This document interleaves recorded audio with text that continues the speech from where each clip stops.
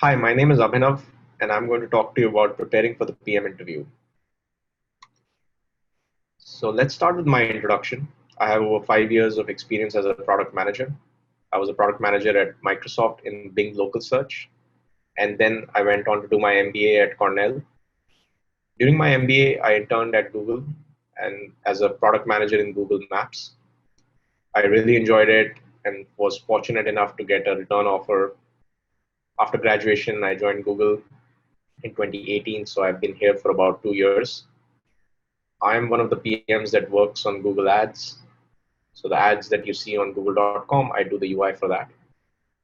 At Google, I also interview PMs at many different levels. During my first semester at Cornell, I went through a very rigorous curriculum of interview training. And a lot of the content today is based on that. Additionally, even today, I do a lot of mock interviews for current students.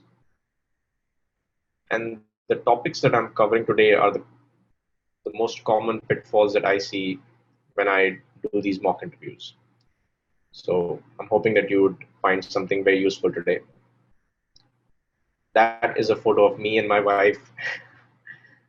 After completing my internship in 2017, I went to London, England to see her. She was over there completing her PhD at that time. We took a short road trip down the southern coast of England. This is called the Jurassic Coast. It was really beautiful, highly recommended. Okay, before we get to the main part of the presentation, I want to do a bit of housekeeping. So the goal for today is to share practical tips and strategies that help me crack the PM interviews. These strategies are not meant to be comprehensive. And there are many other great resources that I recommend.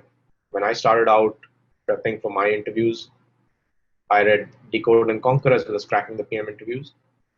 Both are very good books, very good starting points. Highly recommended. Couple of things to keep in mind. There is no one size fits all. These strategies may or may not work for you. Hopefully, you should be able to adapt them based on your interviewing style. It's important to believe in yourself and find what works for you. Confidence is key to success in these interviews. Another thing that I want to quickly cover is the best framework question. I get this question a lot. What is the best framework that you use? And what is the most common framework that people should be considering? A short answer to that is there is no best framework. I have a variety of frameworks in my mind, and I go into an interview with the mindset of being able to adapt these frameworks based on the question, based on the situation, based on the interviewer. And once you have enough practice, you'll be able to do this yourself. But remaining adaptable, being able to change between frameworks or customizing them on the fly should be a skill that you should be looking to build. I'll give you an example. In one of my interviews, in the last 2 minutes, I got a question, which was a product design question.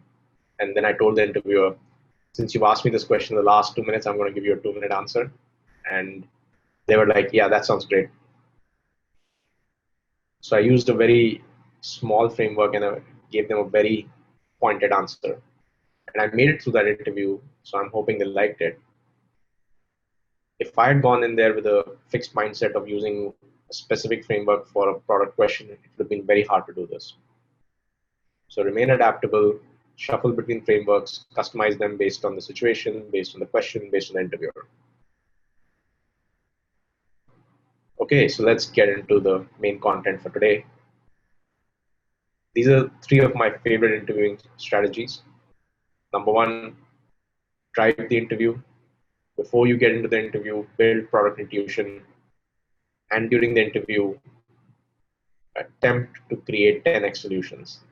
And today we're going to go over each one of them step by step. Let's start with the first one, driving the interview. This, to my mind, is the most important thing. And that's why it's the first thing that I cover. Many of you might have already heard about this concept. But what exactly is driving the interview? I learned this concept when I was prepping for consulting interviews, and I found it highly applicable to product design questions. or product interviews. Driving the interview to me is when you're in the interview, you have the mindset of a product manager who's actually trying to solve the problem and who's on the job. What would you do? Why would you do it? What's your thought process? And from a practical standpoint, in the interview, what it means is you shouldn't be looking to the interviewer to guide you, to give you any kind of direction. You're responsible for the direction, the next step, the so what. Sometimes I give a product design question and I get the response that, hey, I know nothing about this product. Can you tell me more about it? And then some interviewees also go so far as to ask, do you have any data on this and things like that? And without any data, they won't be able to make the right decision. Typically, interviewers don't have any additional data. But at this point, you're not driving the interview. And you're not able to do it because you don't have strong product intuition. We'll get into that part. Let's assume for now that you have strong product intuition, you understand the space, and the next slide will cover how you build product intuition. But if you have product intuition, how do you drive the interview? Let's think of a framework. You have a design question and you have a framework in mind. So at every stage of the framework, you're generating options.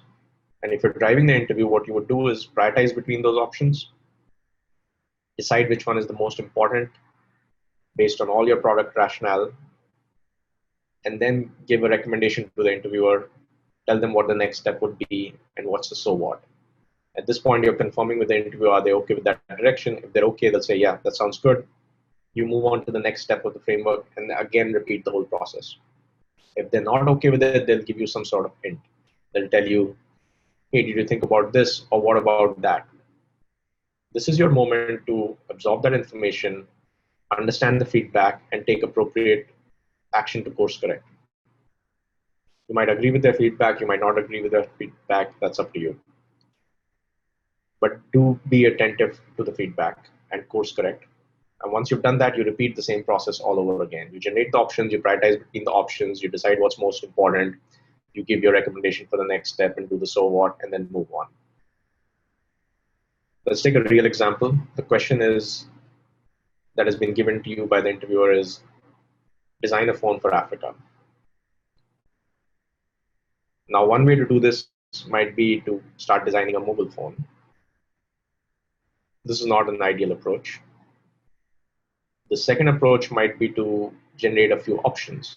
You can say, we are going to design a mobile phone, or we could design a landline. Within mobile phone, we have many options where we have a smartphone, we have a feature phone, we also have the option of a flip top, etc. And you might ask the interviewer, what do they want to build, or what is the question about? You might also bring in the aspect of company goals. What is our goal over here? And they'll give you some answer. But you're still not driving the interview. If you were driving the interview, one way to do this would be, let's say you've already done your research about the company and you come up with, these are the possible company goals. And based on all that I know and the knowledge that I have about the company and its past behavior and its strategy, you explain to the interviewer why goal A is more important than goal B, and goal A should be our likely goal. And in this case, it might be that we should go for capturing as much of the market as possible. And at this point, the interviewer will likely agree with you because the whole reasoning makes sense. And then based on that, you decide what are the options that are on the table and what is the most important option and what is the option that makes sense. Since you're going after mass market, you might think about, well, let's take a step back. In terms of landlines, it might be cost prohibitive to build the infrastructure to support landlines, and you might recommend to the interviewer that this is not something that we should consider.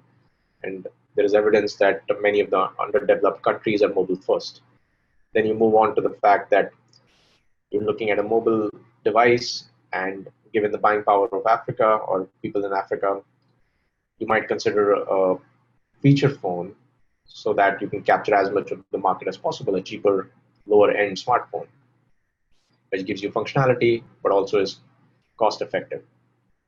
Now, what you've essentially done is you're driving the interview, you're generating options, you're using your product intuition to prioritize the options and giving a recommendation to the interviewer. To the interviewer, this looks like, oh, this person knows what they're talking about. They're a seasoned product manager. They can get the job done. They can do the job without supervision. They know how to make the right decisions and consider the right trade-offs. And this is where you will impress the interviewer. And that's why driving the interview is very important. A couple of important points to keep in mind. Remain coachable. I already touched upon this, but listen for the feedback. Make sure you course correct appropriately. Driving the interview does not mean that you keep doing what you want to do, but you're also bringing the interviewer along as you would on the job. You would bring all your stakeholders along. The other part of this is you won't be able to drive the interview unless you have strong product intuition. And I discussed this a little bit in the beginning. So let's talk about how you can build product intuition before you get into the interviews. I strongly believe that product intuition can be built without having worked on the product. But it does require you to do a lot of homework, a lot of research before you get into the interview. Now, there's just so many products out there, so many companies. So you need to have some sort of plan of action. How I like to do this is, let's say I'm interviewing for company X. First, I'll make a list of products that they have, and then I'll make a list of all the companies that are their competitors. Now I have at least a good starting point. Now, if you've already worked on one of these products, you already have good product intuition. You know what works, what doesn't work, what's important, what's not important. So that's great. Another option you might have at this stage is you know someone from your personal network. You can reach out to them who knows more about those products and those companies because maybe they work on that product or they're part of that company, and you can possibly get a brain dump from them. Both these approaches are not scalable and generally not available to most people. So to build product intuition, I like to do my own research using a lot of resources that are available out there. The top two resources that I can recommend are looking at the company 10K and then reading a lot of tech news. Let's park the question of company 10K till we get to the next slide because I want to talk about it in a different context as well. Let's talk about reading a lot of tech news. I personally like to read tech news from Wall Street Journal, but there are definitely a lot of good resources out there that you should consider and find what you like, basically. There are three key benefits to reading a lot of tech news upfront. Now, this is obviously a continuous process. You should always be doing it. But a couple of weeks before the interview, you should definitely become a voracious reader and spend 2 to 3 weeks just researching a lot, just reading a lot of news, reading a lot of articles, absorbing a lot of content. Let's talk about the three benefits, and it will become a little clear as to what content you need to really absorb. Number one, as soon as you open up the news, you'll eventually or very quickly figure out what are the top tech trends that are top of mind for people. And why this is important is because it's top of mind, it starts showing up in interviews. A couple of weeks ago, I was reading the tech section of Wall Street Journal, and I found it was all about remote work, meal kits, TikTok, etc. So now I know what's going on in the world, what are the more important tech trends, and I'm able to build a perspective by reading all these news articles. The second benefit is you get to know the real customer insights and the challenges being faced by people who are working on the products. If you know the real customer insights, if you know the challenges, the key customer pain points, you can use this information to prioritize between all the options that you've generated, and it will help you drive the interview. I can give you many examples because some of these insights have stuck with me for over the years. A couple of years ago, I was reading an article about a chat app in India, and it was very interesting. It talked about how this app has passcodes or password protection for each chat. I was wondering, why would anybody need that? And the key customer insight that they had at that point was that in India, a smartphone is being shared by a household, so multiple users for the same smartphone. And it made sense to have, a password protection per chat. Another interesting insight that I remember a few years back, I was trying to research, why is Amazon so interested in drone delivery? And an insight over there was, if I remember it correctly, that 95% or very high percentage of their packages are 5 pounds or less, and drones can be used to deliver those packages because they can carry that much weight. And now it made sense why a company would be so interested or invested in drone delivery. Another interesting insight that I remember about autonomous vehicles is that one of the key challenges that engineers are working on is the unprotected left turn. So in the US, if the light is green and you want to make a left turn, you have to yield to oncoming traffic, and that's proving to be a big challenge. So if you have all this interesting bits of information in your mind, you can use it in your interview to prioritize between the options and give the interviewer a strong sense that you know what you're talking about, you have a great understanding, you have strong product intuition. And finally, the most important part of reading tech news is you gather a lot of product ideas. Just a few days ago, I was reading an article on remote work, and it talked about the 8 apps that can help you make your remote work a lot more productive. One example was being able to share your calendar with your partner in a way in which the meetings are anonymized, and you can just see the busy and free part, and this can help you coordinate your day-to-day life in a much more easy manner. And the bigger point is all those 8 ideas were very good ideas to use in a product design question on remote work.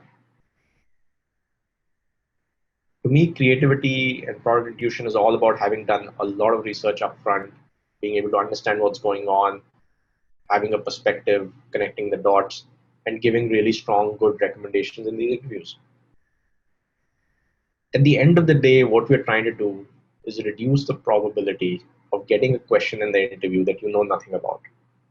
The more you read, the more you research, the better position you will be for success during these interviews.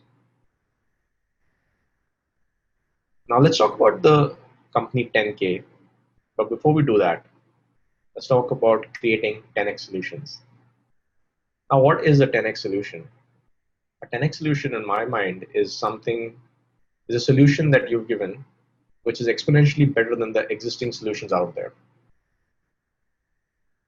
Why this is important is because a lot of companies focus on building 10x solutions, and they want their product managers to be able to deliver on that promise. If you can demonstrate the skill in the interview, the probability of success is much higher. And it shows up in a variety of questions where you can actually demonstrate the skill. What's your favorite product? How would you improve it?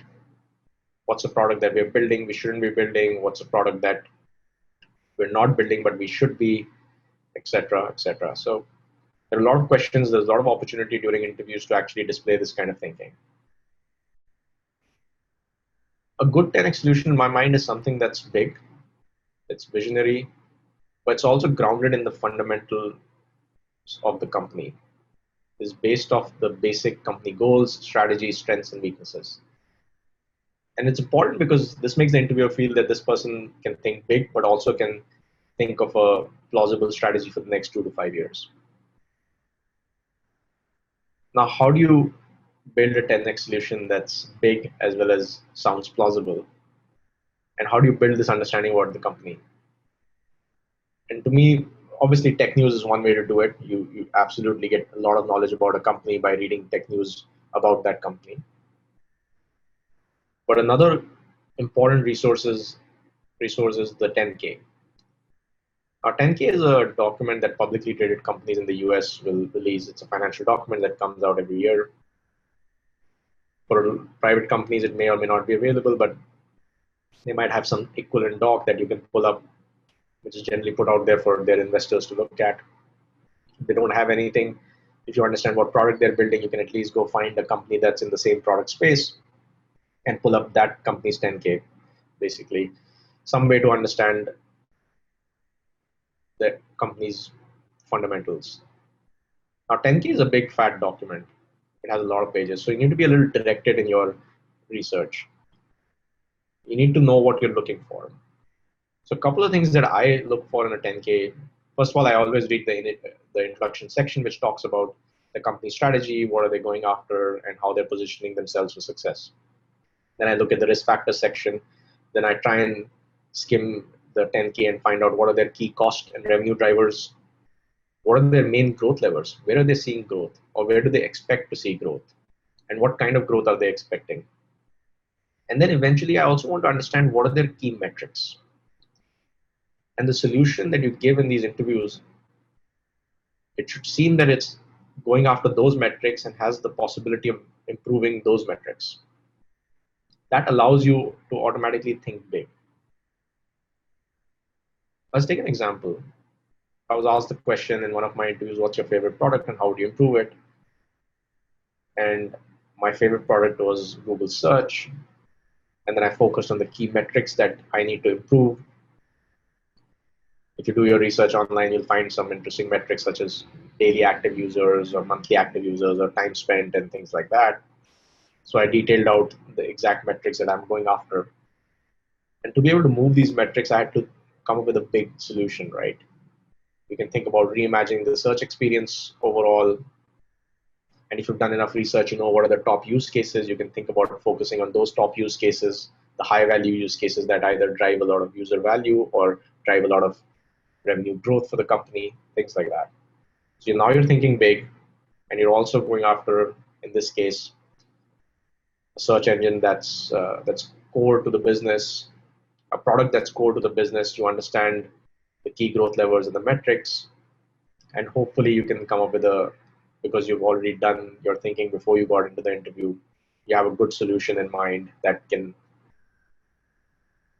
improve the product 10 times, improve the product exponentially, or drive user value, company value, advertiser value in a much greater fashion.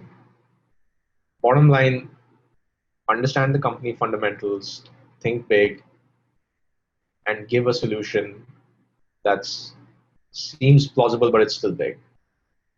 But also, to be able to do this, you need to do your research upfront before you get into the interview. Those are the top 3 strategies, but I wanted to talk about one more thing before I sign off, and that's practice, practice, practice. It's really, really important to do a lot of mock interviews. In my first semester, I did 60 plus mock interviews. And to a lot of people, it might sound a lot, but that's just where I was in my journey of becoming a better candidate. And there were a lot of people around me also who had to do a lot of interviews, a lot of mock interviews to get to where they wanted to be. So don't shy away from practice. Do a lot of mock interviews. But while doing these mock interviews, keep 2 things in mind. Number 1, ask for written feedback from the interviewer, or make sure you write down the feedback when it's being delivered. And once you've done enough mock interviews and you have written feedback from each one of them, you can go over and see if you're improving on that feedback or not. You shouldn't be getting the same feedback after a month or 2 months, right? And the second thing to keep in mind is don't just be an interviewee, but also be an interviewer. Now, how that helps is you can see what are some of the best practices that other people are doing, and hopefully that can help you improve your interviewing style. Additionally, you can also see what are some of the pitfalls that you encounter, and you can hopefully avoid them when you do your interviews.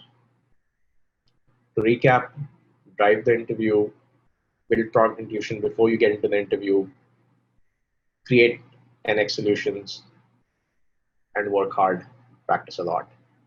That's all I had for you guys today. I hope this was useful.